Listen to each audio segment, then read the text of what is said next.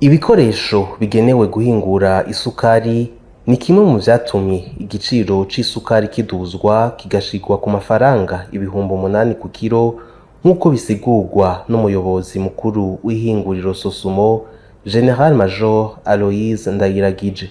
Turavye ibikoresho dukoresha kugira isukari iboneke byaraduze cyane, haba kw'isoko yo ngaha mu gihugu canke kw'isoko mpuzamakungu ibiciro byaraduze cyane. Ego kinaco aba badandaza mbere benshi baratanguye kuyizana iramuramaze kubona mu magazi amwe mu alimentation, usanga ibyo tumaze kubona ibiciro biri hagati y'ibihumbi 8 n'ibihumbi 12, hagiye usanga ikiro y'ibihumbi 9, 10, 11. Rero ico naco caratumye tuyumvira kwegereza ivyo biciro.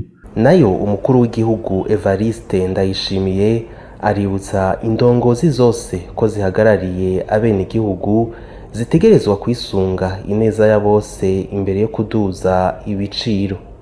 None mwebwe mushaka gukira abene igihugu badakize, urumva vyerekana ko bo muri Sosumo bumva ninda zabo bariko bararondera, ntibazi ko bariko bashaka facilite abene igihugu boroherwe. None ubabaye abadandaza nk'abantu.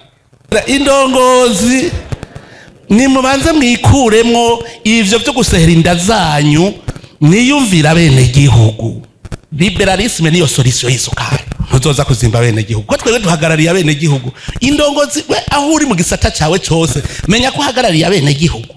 Je mbwira rero ingene ivyo leta yavuga ko yogiramwo subvention ari byo biciye bizimba.